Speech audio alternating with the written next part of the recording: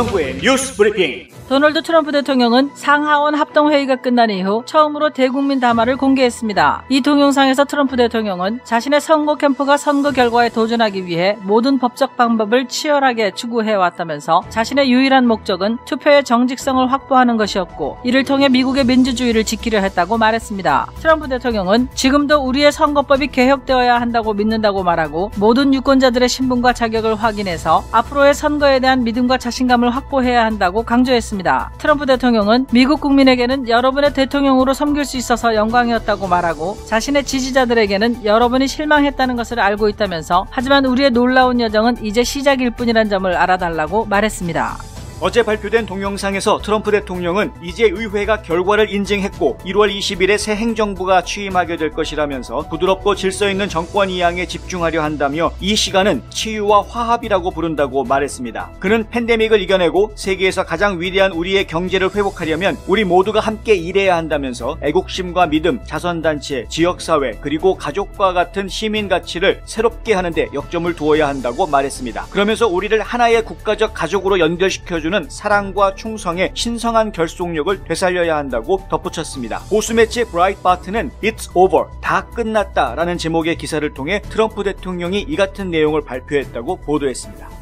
상하원 합동회의에서 조 바이든 대통령 당선인을 확정지은 지 몇 시간이 지나지 않아서 척 슈머 상원 민주당 원내대표는 지난 6일 의사당에 난입한 폭도들이 트럼프 대통령의 지지자들이며 트럼프 대통령이 위험한 인물인 만큼 직무 배제해야 한다고 주장하고 마이크 펜스 부통령에게 수정헌법 제25조 발동을 촉구했습니다. 펜스 부통령은 대통령을 축출하려는 수정헌법 제25조 발동은 현재의 혼돈 상태를 억제하기보다는 가중시킬 수 있다며 반대한다는 입장을 내놨습니다. 그러자 낸시 펠로시 하원 의장은 펜스 부통령이 25조를 발동하지 않으면 트럼프 대통령 탄핵을 추진하겠다고 밝혔습니다. 펠로시 의장은 대통령은 미국에 대해 무장봉기를 선동했다며 긴급한 비상사태라고 규정하고 13일밖에 남지 않았지만 어느 날이든 미국의 공포쇼가 될 수 있다고 주장했습니다.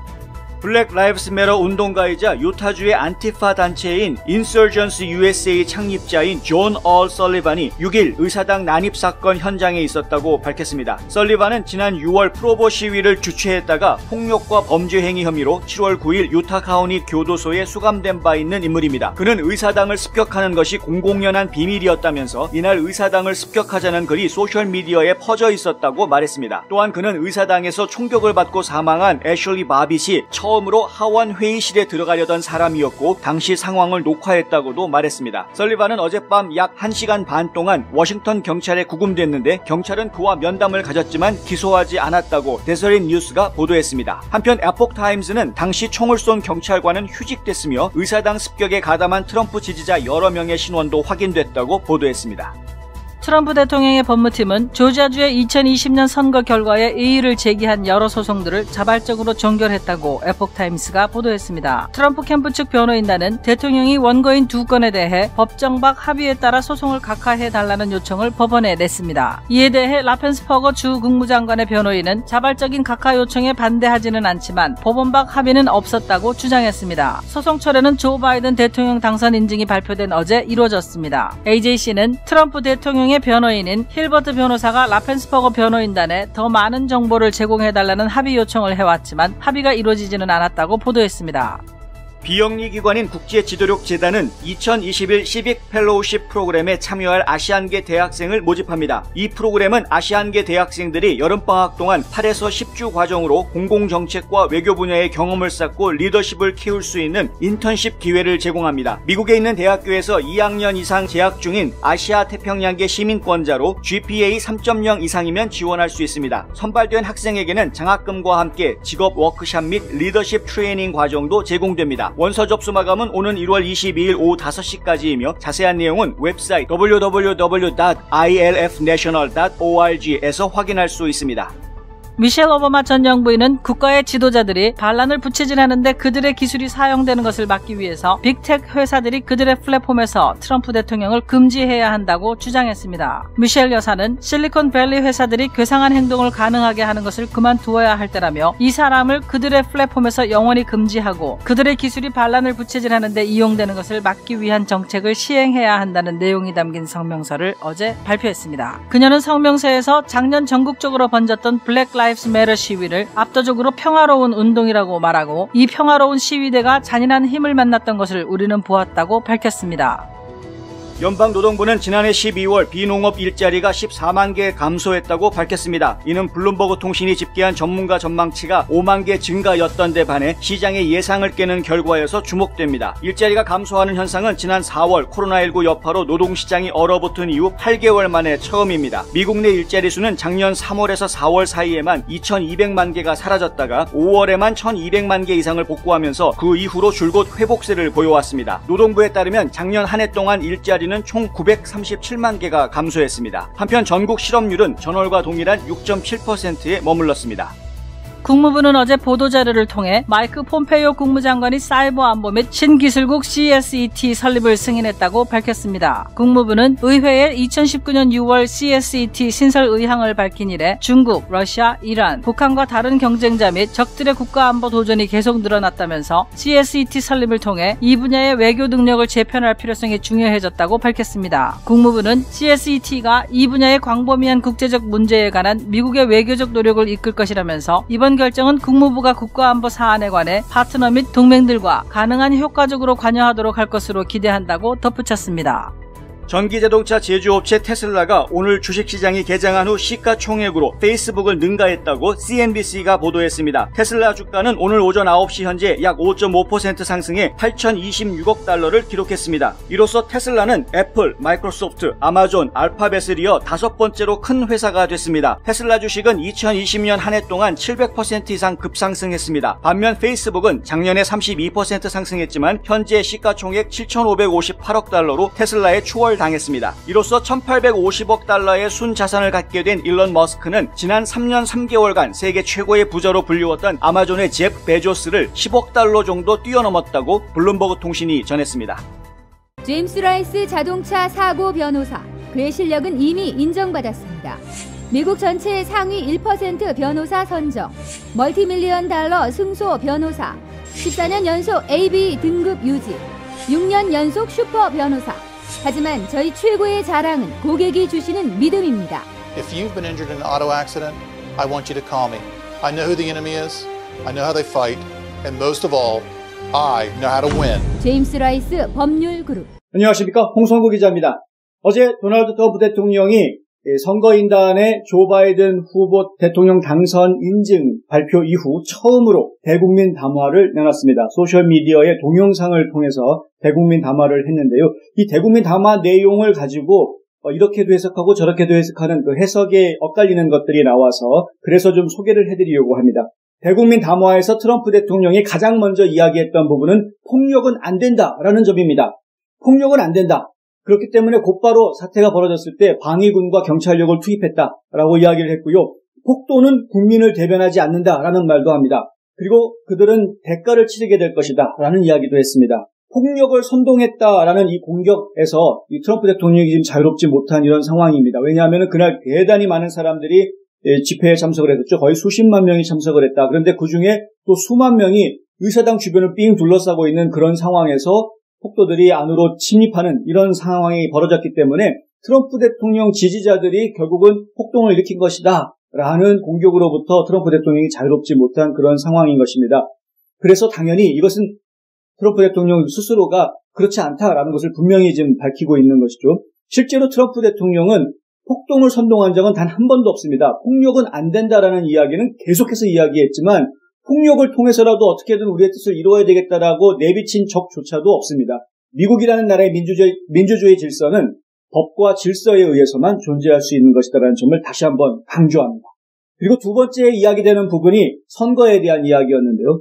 이 선거가 굉장히 뜨거워졌었는데 이 뜨거웠던 열기를 이제는 식힐 때가 됐다. 그리고 지금 시간은 회복과 치유의 시간이다라고 이야기를 합니다. 이 부분을 놓고 이 보수 언론이죠. 브라이트바트라는 언론사에서는 It's over. 이제 끝났다. 라고 보도를 합니다. 이제 끝났다라는 제목으로 아예 기사를 대문짝만 이렇게 냈었습니다. 그러면서 트럼프 대통령이 차기 정권으로 부드러운 정권 이양을 하겠다라고 이야기한 것을 주목했습니다. 자, 차기 정권이라고 이야기했는데요. New Administration, 그러니까 새 행정부라고 표현을 합니다. 이 새 행정부가 바이든 행정부인지 트럼프 2기 행정부인지에 대한 이야기는 없습니다. 다만 새 행정부로 트랜지션할 수 있도록 부드럽게 트랜지션할 수 있도록 거기에 주력하겠다 이런 이야기를 했습니다. 그래서 이것 때문에 지금 이제 해석이 분분해질 수 있는 것이죠. 왜 바이든 이야기가 빠져 있는가? 이름이 아예 빠져 있습니다. 바이든이라는 이름이 왜 빠져 있는가 하는 부분. 그래서 새 행정부가 트럼프 2기가 아니겠느냐라고 해석하는 분들도 있고, 지금 브라이트바트처럼 it's over, 이제 끝났다, 대통령이 완전히 100기에 들었다라고 이해하는 그런 언론사도 있고, 지금 해석이 조금 분분한 그런 상황입니다. 세 번째, 트럼프 대통령이 담화에서 이야기했던 부분은 선거법이 개혁돼야 된다라는 이야기입니다. 선거법 반드시 개혁해야 된다. 유권자의 신분이나 자격을 확인하지 않고 마구잡이로 투표하기 위해서는 곤란하다는 것이죠. 실제로 이번 대통령 선거 때 그런 일이 많이 벌어지지 않았습니까? 심지어는 죽은 사람이 투표를 하지를 않나, 타주로 이사간 사람이 투표를 하지를 않나, 미성년자가 투표를 하지를 않나, 5만 가지 일들이 다 벌어졌던 거죠. 남편 대신에 와이프가 투표를 해주고 서명을 해주고, 아버지 대신에 아들이 투표하고 아들 대신에 아버지가 투표하고 이런 일들이 벌어졌다는 겁니다. 제가 지금 말씀드린 것들은 다 사실로 확인된 이야기들만 전해드리는 건데, 이런 일들이 실제로 벌어졌기 때문에 이거 바로잡아야 한다는 것이죠. 본인이 투표해야 되는 것이고, 그리고 유권자 자격이 있는 사람이 투표해야 하는 것입니다. 아무나 투표할 수 있게 해서 부정선거가 돼서는 안 되는 것이기 때문에 그런 겁니다. 결국 유권자, 이 투표권을 가지고 있는 미국의 유권자들, 국민들이 이 선거에 대해서 신뢰해야 되는데, 선거에 대한 신뢰성이 이번에 땅에 떨어졌죠. 땅에 떨어진 선거에 대한 신뢰성을 다시 회복해야 된다. 그래서 선거법 개혁해야 된다라는 것입니다. 그런데 이 부분에 대해서 무엇이라고 이야기하냐면, 앞으로 있을 선거에 대해서 신뢰해야 된다라는 말을 합니다. 앞으로 있을 선거에 대한 신뢰. 결국에는 그럼 지나간 선거에 대해서는 그냥 덮어놓자란 이야기냐라는 지적이 또 나올 수가 있는 것이죠. 이 선거법 개혁에 대해서 이야기한 것이 과연 지난 대통령 선거에 있었던 부정 문제를 들춰내겠다라는 이야기냐, 아니면 그거는 덮어두고 앞으로 있을 선거에 관여해서 선거가 제대로 이루어지게 신뢰받을 만한 선거가 되도록 선거법을 개혁하자라는 이야기를 하는 것이냐, 이 부분이 지금 또 해석이 서로 다른 해석이 나올 수 있는 그런 부분이 되고 있습니다. 마지막에 대통령은 이런 이야기를 합니다. 모든 국민들을 향해서는 지난 임기 동안에 국민들을 섬길 수 있어서 영광이었다. 내 인생 최고의 영광이었다라고 이야기를 하고요. 그리고 본인의 지지자들, 트럼프 지지자들을 향해서는 이제 시작일 뿐이다 라는 이야기를 합니다. 이게 무슨 얘기냐면요, 여러분이 실망했다라는 것을 압니다. 하지만 놀라운 여정을 이제 시작할 뿐입니다. 이렇게 이야기를 합니다. 놀라운 여정, incredible journey라고 이야기했는데요. 그 놀라운 여정이 어떤 여정인지, 그 목표점이 어디인지, 그리고 얼마나 오랜 시간이 걸리는 일인지, 이런 것에 대한 설명은 전혀 없습니다만, 어쨌든 놀라운 여정이라고 얘기해서 그것이 단순한 며칠 안에 벌어질 일은 아닌 것 같다라는 생각을 하게 하고요. 그리고 또 이것이 이제 시작했다, 단지 시작이다라고 이야기하는 것으로 보아서는 이 일을 시작을 하는데 지지자들 여러분들이 동참해달라, 따라와 달라라고 호소하는 것이 아니냐. 다시 말해서 트럼프 대통령의 지지층들을 좀 결속해달라, 이런 의미를 한 것이 아니냐. 좀 더 확대 해석하면은 부정선거에 대한 투쟁, 그 지속적인 투쟁을 앞으로 해나갈 것인데 그 투쟁에 여러분들이 계속 참여해달라, 동참해달라, 이런 의미로 해석될 수 있지 않느냐라는 것입니다. 그러니까 이것도 결국에는 앞에 했던 이야기들은 조 바이든 행정부에게 평화적인 정권 이양을 해줄 것처럼 이야기를 하지만 결국에 마지막에 가서는 이제 놀라운 여정이 시작이 됐다라고 이야기하면서 실망하지 마라라고 이야기하고 있는 것으로 보아 결국에는 부정선거에 대한 투쟁을 계속할 테니 나와 함께 해달라라고 호소한 것이 아니냐, 이런 이제 해석이 가능해지는 것이죠. 알 수는 없습니다. 물론 다르게 해석할 수도 있습니다. 정권 이양은 정권 이양이고 이제 새로운 인생 여정이 시작이 된다라고 이야기했을 뿐이다, 뭐 이렇게 해석할 수도 있습니다. 그러니까 뭐 그거는 해석의 여지는 남겨두고, 근데 어쨌든 어제 트럼프 대통령이 이야기했던 그 대통령 담화문, 대국민 담화문의 내용은 이렇게 이중적인 해석이 가능한 내용이다. 이것을 가지고 어떻게 이야기하기는 쉽지 않겠다. 다만 이중적이지 않은 한 가지 확실한 메시지는 맨 처음에 나왔던 이야기, 폭력은 안 된다. 폭력을 저지른 사람들은 처벌받아야 된다. 그 이야기만큼은 이중적으로 해석될 수 있는 부분이 아니죠. 그냥 단순한 명제입니다. 그래서 본인은 지금 그 폭력 사태와 관계없다라는 것을 분명하게 이야기하고 있는 것입니다. 아직도 융자를 알아보기 전에 성급하게 집부터 보시나요? 아직도 재융자 이자율에 만족 못하고 계신가요? foyohomeloan.com을 만나면 다 해결됩니다. 착하고 정직한 이자율, 방문하지 않고 모든 일을 깔끔하게, 복잡하고 어려운 서류 준비를 쉽게 주택융자, 재융자가 필요한 분이라면 지금 당장 foyohomeloan.com을 방문하세요. 이러한 트럼프 대통령의 담화문이 나오게 된 데에는 또 다른 배경이 있죠. 어제 하루 동안 저희는 정말 이상한 현상들을 보았습니다. 뭐냐 하면은요, 어제 새벽에 결정되지 않습니까? 한 4시 40분경에 조 바이든 후보의 대통령 당선이 확정되고 공포가 됐는데, 그런데 그로부터 몇 시간 지나지 않아서 오전 중에 척 슈머 민주당 상원 원내대표가 이런 이야기를 합니다. 수정헌법 25조를 발동하라. 마이크 펜스 부통령에게 한 이야기입니다. 트럼프 대통령이 위험인물이라 이거죠. 트럼프 지지자들이 폭동을 벌인 것이고 결국은 그 폭동을 뒤에서 사주한 것이 트럼프 대통령이다라고 지금 몰아세우는 것입니다. 그렇기 때문에 트럼프 대통령은 사태에 책임을 지고 상당히 위험한 인물이니까 당장 대통령직에서 물러나야 된다. 대통령직 업무를 정지시켜야 된다. 직무정지를 요청하는 것입니다. 수정헌법 25조는 대통령이 직무를 수행할 수 없는 상황에 있을 때 그럴 때 대통령직의 직무정지를 결의하는 그런 내용입니다. 이 내용대로라면은 이 부통령과 국무장관들이 모여서 회의를 하면 되고요. 국무장관들이 모여서 회의를 할 때 과반수 이상으로 찬성을 하면 대통령의 직무를 정지하고 부통령이 대통령직을 대행하도록 그렇게 규정하고 있습니다. 그러니까 결국은 펜스 부통령 보고 당신이 대통령 대행을 하고 그리고 트럼프 대통령은 행정부에서 쫓아내라 라고 이야기를 한 것입니다. 이것에 대해서 펜스 부통령은 거절했습니다. 거절한 이유는 아주 간단합니다. 지금 혼란이 지금 벌어지고 있는데 이 혼란을 더 심각하게 만들 것이다. 만약에 수정헌법 25조를 발동한다면 수정헌법 25조를 발동하는 것이 이 혼란을 잠재우는데 전혀 도움이 되지 않는다. 라고 해서 거절한 것입니다. 펜스 부통령이 이렇게 거절을 하고 나니까 낸시 펠로시 하원 의장이 이번에는 또 들고 나왔습니다. 만약에 펜스 부통령이 수정헌법 25조 발동 안 한다고 하면 그러면 하원에서 트럼프 대통령 탄핵하겠다. 이렇게 이야기를 한 겁니다. 트럼프 대통령 탄핵하겠다는 겁니다. 단 12일밖에 남지 않은 대통령을 탄핵을 하겠다. 낸시 펠로시 하원 의장은 이렇게 주장했습니다. 트럼프 대통령은 지금 미국에 대한 무장 봉기를 선동했다. 무장 봉기를 선동했다. 여러분들 지금 다 지켜보셔서 아시겠지만은 이날 실제로 이 주변에 의사당 주변에 수만 명의 군중들이 의사당을 둘러싼 거는 맞습니다. 그 앞에서 구호를 외쳤고 이 얘기들을 소리를 지르는 것들은 있었지만은 어떤 폭력도 벌어지지 않았습니다. 이 수만 명이 있는 가운데 아주 평화롭게 모든 것들이 진행이 됐습니다. 그랬는데 그 와중에 몇 명이 안으로 들어간 것이죠. 경찰이 지금 보고한 바에 따르면 55명을 체포했다 이렇게 이야기가 나오고 있는데요. 그렇게 따지면 한 50-60명 정도가 안으로 지금 들어갔다라는 이야기입니다. 수만 명 중에서. 그리고 또 우리가 지금 보도에 보고 있는 바에 따르면 그 50-60명이 전부 다 트럼프 지지자가 아니더라는 것이죠. 거기에는 블랙 라이브스 매터 운동가도 있었고 거기에는 안티파 멤버도 있었다라는 겁니다. 그런 사람들이 그 안에 섞여 있었다는 것이죠. 심지어는 어떤 사람이 있습니까? 여러분 사진 기억나시나요? 이 뿔 달린 털모자 쓴 사람. 이 뿔 달린 털모자 쓴 사람 같은 경우에는 낸시 펠로시 하원 의장의 사위랑 같이 찍은 사진이 나왔더라는 겁니다.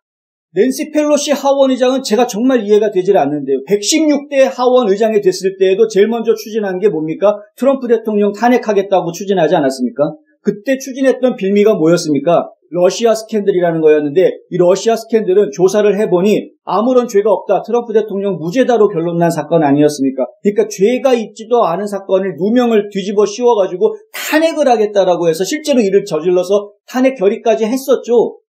상원에서 탄핵 심판을 기각시켜가지고 결국은 탄핵이 되지는 않았습니다만은 어쨌든 무모한 행동을 진짜 월권 행위를 저지르고 있는 건 낸시 펠로시 하원 의장 아니냐는 겁니다. 그런데 지금 117대 하원 의장 되자마자 또 한단한 이야기가 또 트럼프 대통령 탄핵하겠다. 이번에 지금 문제 삼고 있는 거는 트럼프 대통령이 폭동을 선동했다라고 이야기하는데 트럼프 대통령이 폭동을 선동했다라는 증거가 어디 있습니까? 아무 데도 없지 않습니까? 트럼프 대통령은 처음부터 끝까지 평화를 이야기했고 법과 질서를 이야기했지 폭력을 저질러가지고 정권을 잡아라. 폭력을 통해서 어떻게든 그냥 쥐어잡고 이겨라 라고 이야기한 적은 단 한 번도 없다는 것이죠. 만약 그럴 마음이 있었다면은 진작에 계엄령 선포하고 부정선거 증거가 이렇게 많은데 니들 뭐 하는 거야? 다 잡아들여. 이렇게 했을 겁니다. 그런데 그렇게 하지 않았거든요. 폭력을 선동한 적이 없다라는 것이죠. 결론적으로 말씀을 드리자면.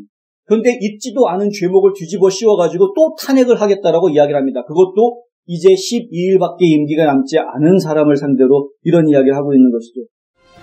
화장품 백화점 미쓰이 화장품 인터넷 주문도 가능합니다.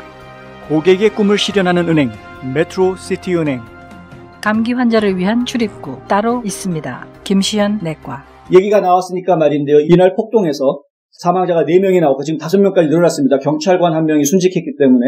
그런데 이 경찰관 현장에서 경찰서로 복귀한 다음에 쓰러졌습니다. 현장에서 쓰러지거나 현장에서 어떤 타격을 받았다거나 한 것이 아니라는 것이죠. 그리고 사망자 4명, 시위대 사망자 4명 중에서 3명은 밖에서 사망했습니다. 의사당 건물 밖에서. 아니라. 그런데 이 밖에서 왜 사망했는지 알려지지 않고 있습니다. 아무도 알려주질 않습니다. 누가 죽었는지도 알려주지도 않고 있습니다. 숫자만 지금 나와 있습니다. 응급조치를 실시했는데 응급조치를 왜 했는지 그것도 안 나와 있고요. 그냥 응급조치했는데 사망했다. 끝. 이겁니다. 그리고 지금 우리가 알고 있는 건 단 1명. 애슐리 바빗이라는 여성분 1명만 지금 알고 있죠. 공군 출신이라는. 근데 이 여성분에 대해서 지금 증언이 나오기를 그 안에 들어가서 영상을 찍었다라는 증언이 어제 나왔습니다. 이 사람이 그 영상을 찍었다라는 분이 지역 방송사들하고 직접 인터뷰를 통해서 본인이 봤다, 영상을 담았다라고 이야기를 하고 애슐리 바빗이라는 여성이 가장 먼저 하원 회의실에 들어가려고 하다가 총에 맞았다라는 이야기를 하죠. 저희가 동영상을 실제로 확보해서 확인하기 전에는 그 상황이 어떤지 정확하게 알 수는 없지만 그 증언에 의존할 수는 없지만 이 증언을 한 인물이 누구냐? 블랙 라이브스 매터 운동에 앞장섰던 사람이다 라는 겁니다. 실제로 작년 여름에 이 시위, 프로보 시위를 주도했다가 경찰에 잡혀 들어간 그 시위에서도 폭력 사태가 벌어지고 했기 때문에 경찰에 체포됐던 그런 인물입니다. 본인이 세운 단체가 있죠. Insurgents USA라는 이 단체가 있는데 이 단체 안티파 단체로 지금 등록이 되어 있다는 겁니다. 안티파 단체라는 것이죠. 안티파 단체를 설립하고 블랙 라이브스 매터 운동에 선도적으로 행사를 주도했던 이런 사람이 의사당 안에 들어갔던 겁니다. 이건 뭐 빼도 박도 할 수 없는 결정적인 확인된 신원인 것이죠. 그런데 이 사람 워싱턴 DC 경찰이 체포 안 했습니다. 그냥 풀어줬습니다. 의사당 안에서 벌어졌던 사건은 정말 충격적인 사건이었고 그 사건 때문에 많은 국회의원들이 마음을 뒤바꿨고 그래서 선거인단 투표가 조 바이든 후보의 당선 확정으로 마무리를 지을 수 있었던 것이었죠. 많은 국민들이 놀랬고 그 안에서 도대체 무슨 일이 있었길래 하고 놀랬고 그 일이 있은 이후에 트럼프 대통령에 대한 공격은 엄청나게 가세해졌습니다. 그런데 그 일을 선동한 사람이 진짜 트럼프 대통령이 한 것이냐? 제가 정확하게 말씀드릴 수 있는 부분은 이겁니다. 그 안에 난입을 했던 사람들 중에 물론 트럼프 대통령 지지자도 있었지만 트럼프 대통령 지지자가 아닌 안티파 그리고 이 블랙 라이브스 매터 선동가들이 있었다라는 점. 이거는 분명한 사실이라는 것이고요. 그 다음에 또 한 가지 저희가 잊지 말아야 하는 부분은 리누드 변호사가 트윗에 했던 이야기죠. 안티파들이 실제로 이날 선동을 해가지고 폭력을 행사하리라는 계획을 미리 세웠다는 겁니다. 그래서 Storm the Capitol, Storm all Capitals라고 해가지고요. 이미 트윗을 다 날렸습니다. 자기들끼리 의사당을 침략하자라는 의사당에 급습을 하자, 습격을 하자라는 트윗을 자기들끼리 날린 겁니다. 그러니까 이 트럼프 대통령의 지지자로 위장을 해서 같이 이 안에 들어와가지고 의사당으로 꿰뚫고 들어온 것들은 이 사람들의 의도가 있었다. 실제로요, 제가 좀 전에 소개했던 Insurgents USA를 만들었다라는 이 존 설리반이라는 이 사람, 이 존 설리반이라는 이 사람이 직접 인터뷰에서 한 이야기가 뭐였냐 하면은 예상하고 있던 바였다는 겁니다. 이 폭력 사태가, 의사당 내로 쳐들어가가지고 한 이 폭력 사태가. 자기들 알고 있었다. 공공연한 비밀이었다.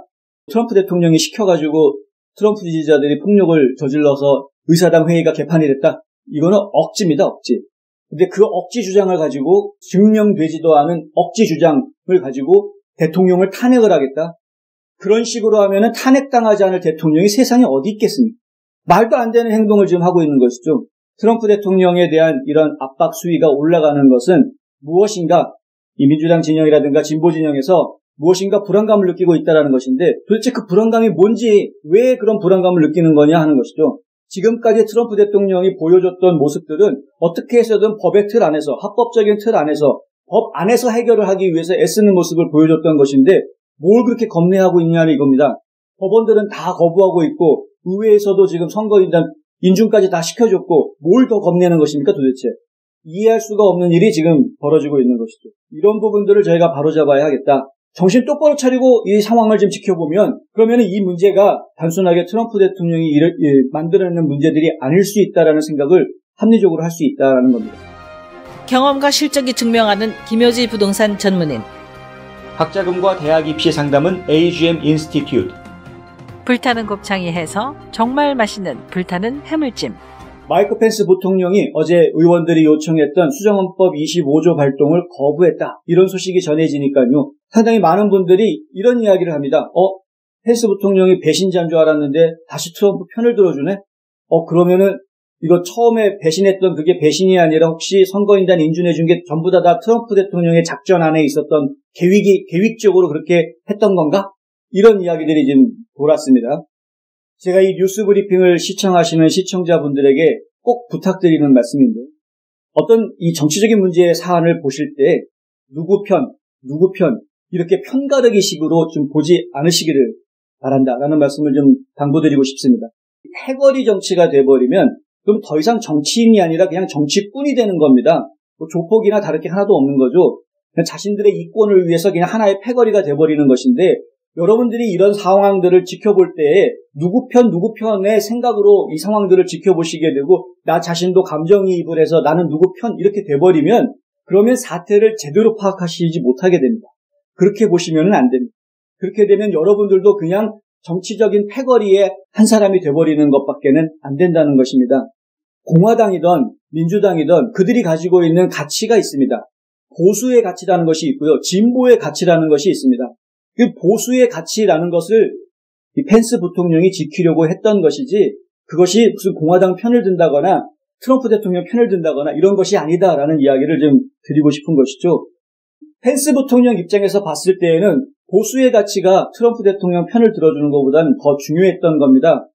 그러니까 수정헌법 제12조를 지키는 것보다는 선거인단 개수법을 지키는 것이 본인이 생각하기에 더 전통적인 법리 해석에 맞는 것이고 그것이 지금 법 질서, 헌정 질서를 유지하는 것이다 라고 판단한 것입니다. 그렇기 때문에 선거인단 개수법에 따라서 선거인단 투표 개표를 진행한 그런 것이죠.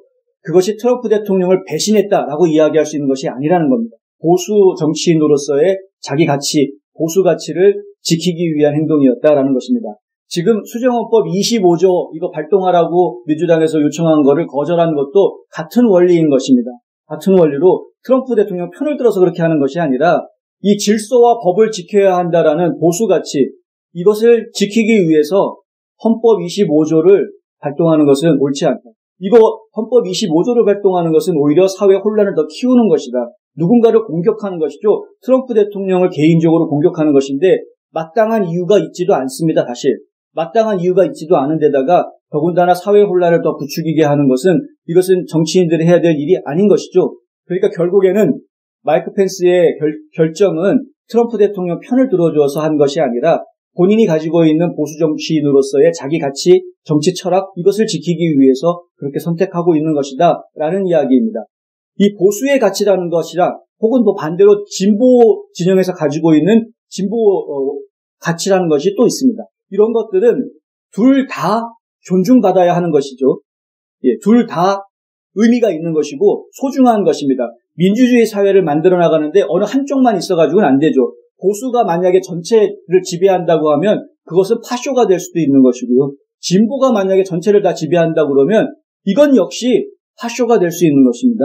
미국이 가지고 있는 민주주의 질서라는 것은 서로가 서로를 견제하면서 서로가 서로와 대화하고 타협하는 이런 과정의 민주주의 질서가 만들어지게 돼 있습니다. 삼권 분립이라고 해놓은 것도 이 권력을 한 사람이 독점하는 것이 아니라 세 곳으로 나누어서 서로가 서로를 견제하면서 또는 협력하면서 올바른 방향으로 나아가게끔 하기 위한 기본 구조를 만들어 놓은 것이죠. 양당 체제가 성립된 것도 결국은 서로가 서로를 견제하면서 그러면서 밸런스를 맞춰가기 위해서 있는 것이지 이것이 어느 한쪽이 일방적으로 한쪽이 세력을 키워가지고 나머지를 덮어버리게 하는 장악해버리게 하는 것은 이것은 민주주의 질서를 오히려 해치는 망가뜨리는 일이 되는 것입니다. 그렇기 때문에 과거에 보면은 많은 사례들이 그런 걸 증명해 주는데요. 국민들이 투표를 할 때 대통령은 공화당 뽑아주면서 국회의원은 민주당 뽑아주고 거꾸로 대통령은 민주당 뽑아주면서 국회의원들은 공화당 뽑아주고 하는 이런 교차 투표들이 예전에도 많이 있을 수 있었던 것이 바로 이런 것 때문입니다. 서로가 서로를 견제하고 서로가 대화하고 토론하고 협상해 나가고 혹은 타협하고 하는 과정들을 통해서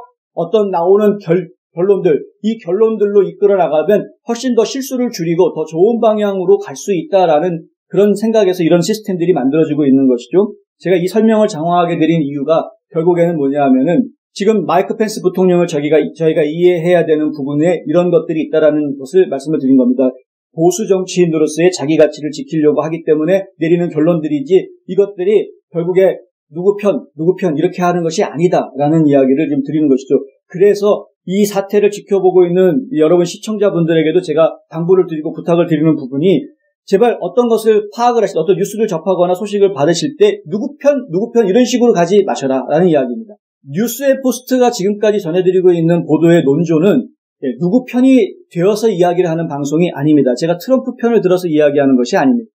트럼프 대통령이 옳은 선택을 했다라는 부분을 인정하고 있기 때문에 옳은 부분 선택한 것에 대해서 긍정하고 그것이 옳은 것이다라고 옳았던 결정이었다라고 전해드리는 것이지 제가 트럼프 대통령 편을 들어서 이야기하는 것이 아니라는 거죠. 트럼프 대통령이 실수하는 부분이 있으면 실수한다 잘못한다라고 분명히 지적합니다. 그리고 그것도 전해드리고 있습니다. 펠로시 하원의장, 척 슈머 상원 원내대표도 마찬가지인데요. 그분들이 제대로 된 이야기를 하면은 옳다라고 이야기해 줄 것인데 그분들이 지금 엉뚱한 이야기를 하고 잘못된 이야기들을 하고 있기 때문에 잘못한다라고 지적하는 것입니다. 이것은 옳고 그르고의 문제가 될 수 있는 것이고 이것은 그들이 가지고 있는 가치관에 부합하느냐 부합하지 않는 것이냐 이것은 그들이 이 사회에 긍정적인 영향을 주고 있는 것이냐 부정적인 영향을 주고 있는 것이냐 이런 이야기입니다. 누구 편을 트럼프 편이냐 바이든 편이냐 이런 이야기가 아니라는 것이죠. 이런 생각을 가지고 상황을 지켜보셔야 그래야 사태가 제대로 보일 수 있다. 그런데 정치인도 그렇고 특히 요즘 같아서는 언론들이 더 나서서 이런 부분들을 상당히 혼탁하게 만들고 있습니다. 그러니까 누구 편을 부추기게 하고 누구 편에 이런 사람들이 이런 문제가 있다라는 식으로 자꾸 연막작전을 펼쳐서 있지도 않은 일들 갖다가 자꾸 뿌려대는 그리고 갖다 끼워 맞추려고 하는 자, Save America라는 집회가 있었다. 거기에서 트럼프 대통령이 끝까지 싸울 거다라고 말했다. 자, 그날 오후에 폭도들이 의사당으로 들어왔다. 그 사람들은 트럼프 대통령 시위에 참여했던 사람들이다. 그러니까 트럼프 대통령이 선동을 해서 이 사람들이 들어온 것이다. 원죄는 트럼프 대통령이다.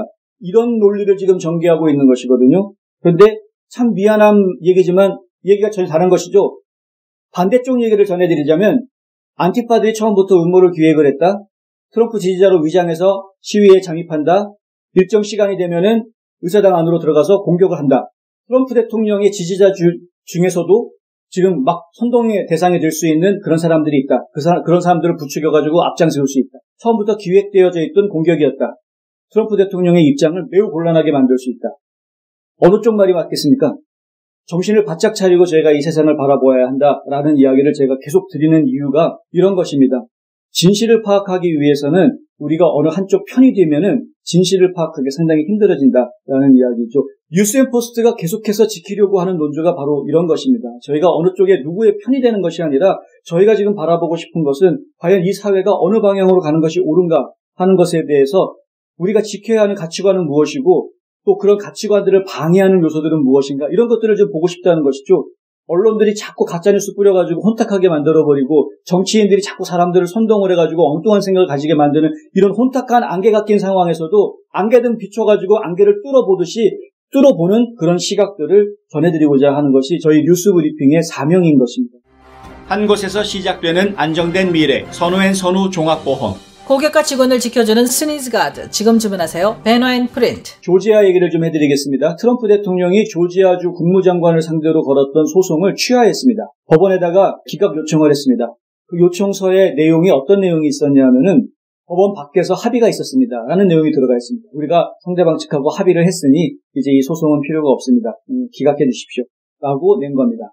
조지아주에 낸 소송, 트럼프 선거 캠프 측에서 낸 소송 2개를 그렇게 취하했다라고 에폭타임즈가 보도했습니다. 그런데 애틀란타에서 가장 유력한 일간지이죠. AJC 같은 경우에는 4건의 소송을 취하했다라고 보도를 했습니다.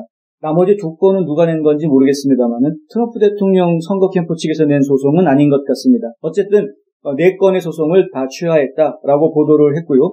이 두 언론사의 에폭타임즈와 AJC가 낸 보도를 둘 다 이렇게 섞어서 보면은 약간 논조가 다른데 에폭타임즈 같은 경우에는 법원 밖에서 합의가 이루어졌기 때문에 기각을 요청합니다라고 했다는 것이고 하지만 라펜스버거 측의 변호인에 따르면 합의된 내용이 없다라고 말했다. 이것으로 끝납니다. 그런데 AJC 같은 경우에는 트럼프 대통령의 변호사 한 명이 요청을 한 것이 있다는 거죠. 더 많은 정보를 제공해달라라고 요청을 하고 그러니까 무슨 얘기냐면 이제 소송을 취하해 줄 테니 대신에 더 많은 정보를 제공해달라. 그러면 우리가 소송을 취하해 주겠다라고 트럼프 대통령 변호사가 딜을 걸어왔다라는 겁니다. 그런데 그 딜을 합의를 해주지 않았다라는 거죠. 라펜스버거 측의 이 변호사가 딜이 들어왔는데 합의를 해주지 않았는데 지들이 알아서 트럼프 대통령 변호인들이 알아서 소송을 취하했다. 이렇게 지금 이야기하고 있는 것입니다.